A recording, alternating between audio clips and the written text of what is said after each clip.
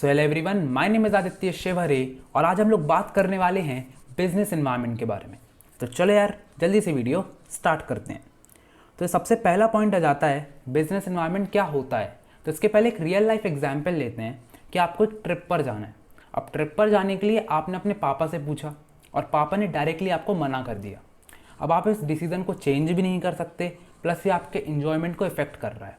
तो आपने क्या किया, आपने स्कैन करना शुरू किया। इसका मतलब कि पापा का मूड कब अच्छा है। तो आपने देखा कि अच्छा आज सैलरी का डे है, तो आपने तब गए पापा के पास और तब पूछा। तो हो सकता है कि आपको वहाँ पर पैसे ही मिल जाए प्लस आपको परमिशन भी मिल जाए। तो सिमिलरली हमारा बिजनेस एनवायरनमेंट भी होता है जहाँ पर बहुत सारे हमारे फोर्सेस फैक्टर्स होते हैं जो कि हमारे बिजनेस को इफ़ेक्ट करते हैं। तो हम इन फैक्टर्स को कंट्रोल नहीं कर सकते, पर ये हमारे परफॉर्मेंस को इफ़ेक्ट करते हैं।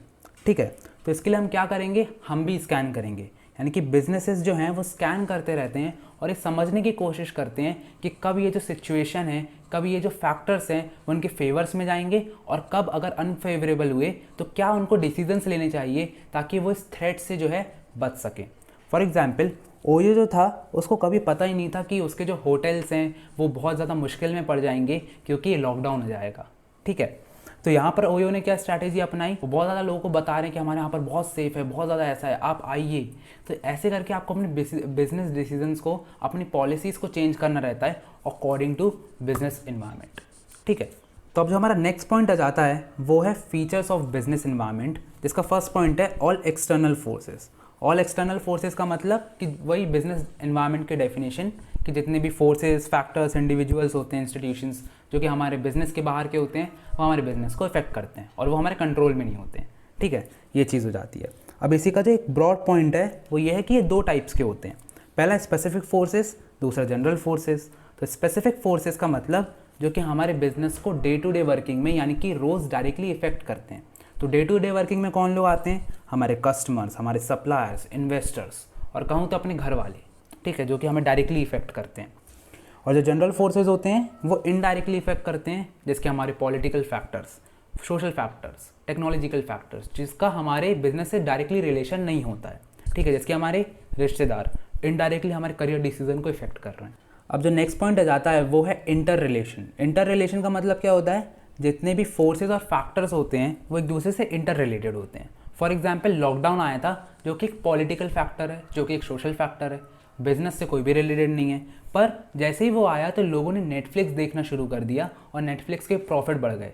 तो ये बिजनेस एनवायरनमेंट में चेंज हुआ, लेकिन नेटफ्लिक्स को बहुत ज़्यादा फायदा हो गया। तो ये उसके लिए एक अपॉर्चुनिटी हो गई। तो उसने भी क्या किया, बहुत सारी सीरीज़ निकालने लगा, ज़्यादा मूवीज़ निकालने लगा। तो ये क्या होता है, इंटर रिलेशन होता है कि बहुत सारे फैक्टर्स जो हैं एक दूसरे से इंटर रिलेटेड होते हैं। ठीक है, तो हमारा जो नेक्स्ट पॉइंट आ जाता है वो है uncertainty. Means it is very difficult to predict the changes in the business environment. यानी कि हमको नहीं पता कि फ्यूचर में क्या होने वाला है। तो हमेशा एक रिस्क फैक्टर रहेगा क्योंकि चेंजेस जो हैं वो हमेशा होते ही रहेंगे। अभी कोविड है, अभी उसका म्यूटेंट आ जाएगा, फिर उसके बाद और ज़्यादा चेंजेस हो सकते हैं। तो बहुत डिफिकल्ट होता है प्रेडिक्ट करना कि आगे जाकर क्या होने वाला है। अब जैसे कि ग्लोबलाइजेशन आया था तो जो टेक कंपनीज थी उनमें बहुत ज़्यादा कंपटीशन बढ़ गया, बहुत ज़्यादा उनको अपने प्रोडक्ट को अच्छा करना पड़ा, टेक्निकल चेंजेस करने पड़े कि वो अपने प्रोडक्ट को बेस्ट बनाना है। ठीक है, तो ये चीज़ें जो है बहुत ज़्यादा चेंजेस हो जाते हैं। ठीक है, आगे बढ़ते हैं तो आ जाता है डायनेमिक। डायनेमिक का मतलब होता है one thing that is highly flexible plus keeps on changing. इसका मतलब क्या है, शेयर मार्केट बहुत जल्दी चेंज हो रहा है, प्राइसेस बढ़ भी रहे हैं, कम भी हो रहे हैं, प्लस ये स्टैटिक और रिजिड नहीं होता है। मीनिंग सिमिलर ही है कि मतलब फिक्स नहीं होता है, फ्लक्चुएटिंग होता है, हमेशा बदलता रहता है। ठीक है, तो आपको क्या करना है, कंटिन्यूसली स्कैनिंग करना है। तो अगर आपके पापा का मूड बार बार चेंज हो रहा है तो आपको स्कैन करना है कि सबसे अच्छा मूड कब होता है। ठीक है, तो उस टाइम पर आपको उनसे पूछना है कि हाँ ये मेरे को करना है। तो ऐसे करके हम स्कैनिंग करके अपने बिजनेस को अपॉर्चुनिटी और थ्रेट का पता लगाते हैं। ठीक है, अब जो हमारा नेक्स्ट पॉइंट आ जाता है वो है कॉम्प्लेक्स। इसका मतलब ये होता है कि बिजनेस एनवायरनमेंट कैसे हमारे डिसीजंस को इफेक्ट करेगा वो हमें नहीं पता।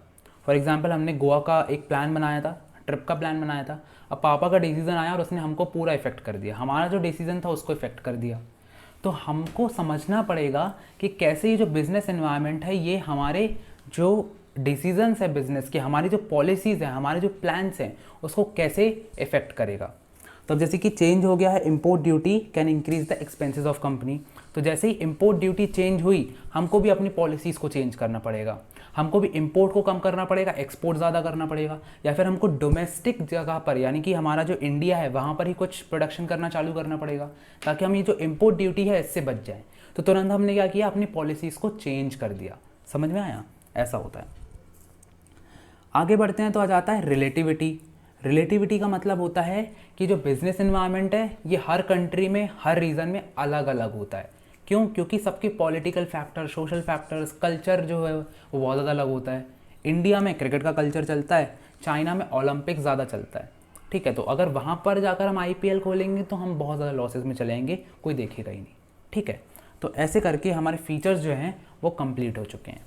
अब जो हमारा लास्ट टॉपिक आ जाता है वो है इम्पॉर्टेंस ऑफ बिजनेस इन्वायरमेंट, जिसका फर्स्ट पॉइंट है फर्स्ट मूवर एडवांटेज। यानी कि जो भी बिजनेसमैन सबसे पहले बिजनेस इन्वायरमेंट को स्कैन करता है प्लस उसको अंडरस्टैंड करता है, उसमें जो भी चीज़ें होती है उसको समझता है, वो इसका बहुत अच्छा एडवांटेज ले सकता है क्योंकि उसमें उसको अपॉर्चुनिटीज़ दिख जाएंगी।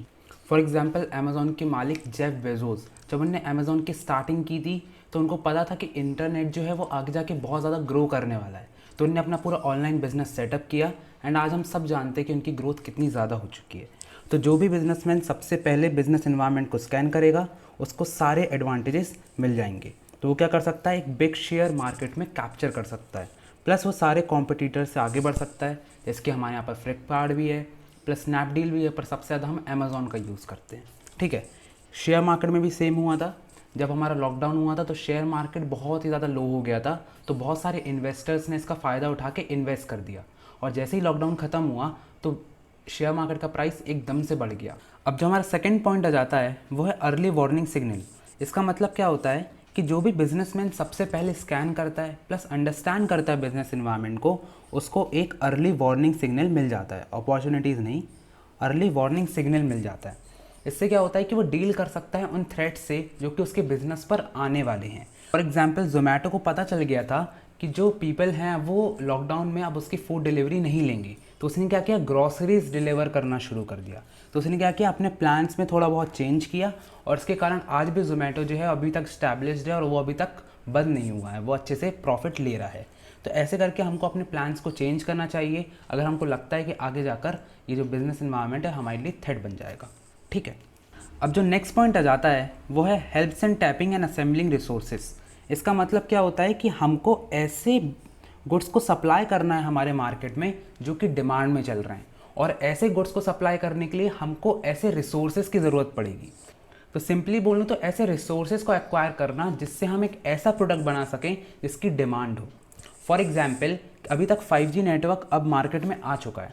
ठीक है, तो जितने भी मोबाइल फ़ोन्स की कंपनीज़ हैं वो ऐसी टेक्नोलॉजी एक्वायर करेंगी जिससे वो 5G नेटवर्क बना सके।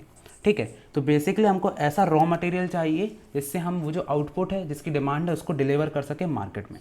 ठीक है, इसके लिए हम क्या करेंगे, स्कैन करेंगे बिजनेस एनवायरनमेंट को और देखेंगे कि वो ऐसे कौन से रिसोर्सेज हैं जिसकी हमें ज़रूरत है। इसमें एग्जाम्पल के तौर पर पावर हो गया, रॉ मटेरियल्स हो गए, लेबर हो गए। तो अब अगर जिसकी 5G नेटवर्क है तो उसमें और ज़्यादा स्किल्ड लोग चाहिए, या फिर जो एग्जिस्टिंग लोग हैं उनको स्किल्ड बनाना पड़ेगा और ज़्यादा, ताकि वो उस 5G नेटवर्क के साथ अच्छे से काम कर सके। ठीक है, आगे बढ़ते हैं तो आ जाता है अडेप्ट रैपिड चेंजेस। इसका मतलब क्या होता है कि जितनी भी बिजनेसेस होते हैं उनको ये जो चेंजेस बार बार हो रहे हैं बिजनेस एनवायरनमेंट में, उसको जल्दी से अडेप्ट कर लेना चाहिए और अपने आप को वैसे ही एडजस्ट कर लेना चाहिए।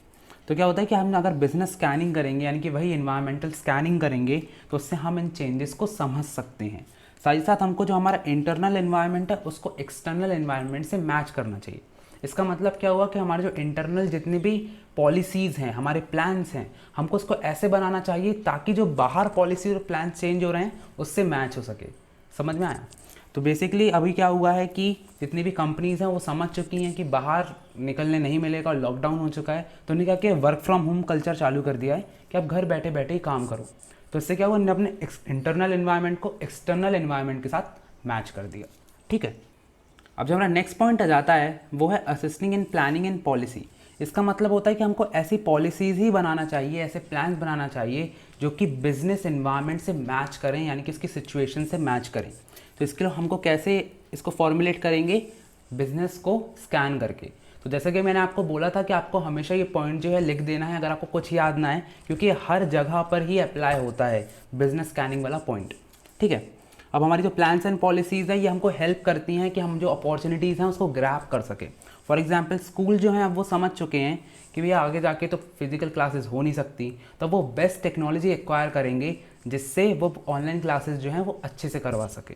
ठीक है, अब जो हमारा लास्ट पॉइंट आ जाता है वो है इम्प्रूवमेंट इन परफॉर्मेंस। इसका सिंपल मीन्स यही होता है कि अगर हम कंटिन्यूसली स्कैन करते हैं बिजनेस इन्वायरमेंट को तो हम उससे अपॉर्चुनिटीज़ ले सकते हैं। अपॉर्चुनिटीज़ लेंगे तो इससे हमारा जो परफॉर्मेंस है वो इंक्रीज़ होगा। तो हमको क्या करना चाहिए, मैच करना चाहिए इंटरनल इन्वायरमेंट को एक्सटर्नल इन्वायरमेंट से। इसका सिंपल मीनिंग क्या है कि आपको ऐसी पॉलिसीज़ प्लान बनाना चाहिए ताकि आप जो बिज़नेस इन्वायरमेंट है उसकी जो सिचुएशंस है उसको हैंडल कर सकें। फॉर एग्जांपल यूट्यूब, तो यूट्यूब ने क्या किया था, उसने देखा कि शॉर्ट वीडियोज़ ऐप बहुत ज़्यादा चल रहे हैं जिसकी टिकटॉक, तो उसने भी यूट्यूब शॉर्ट्स निकाल दिया। इंस्टाग्राम ने रील्स निकाल दिया। तो ये क्या होता है, बाहर की डिमांड को समझ के अपने अंदर चेंजेस लाना, यानी कि इंटरनल इन्वायरमेंट और एक्सटर्नल इन्वायरमेंट को मैच करना। ठीक है, तो इसी के साथ हमने अपना ये जो चैप्टर है इसके कुछ टॉपिक्स को ख़त्म कर लिया है और हम अगले टॉपिक्स अगली वीडियोज़ में कंटिन्यू करेंगे। इसी के साथ लाइक करो, सब्सक्राइब करो, कमेंट करो और ज़्यादा से ज़्यादा शेयर करो। मिलते हैं अगली वीडियो में, तब तक के लिए ऑल द बेस्ट।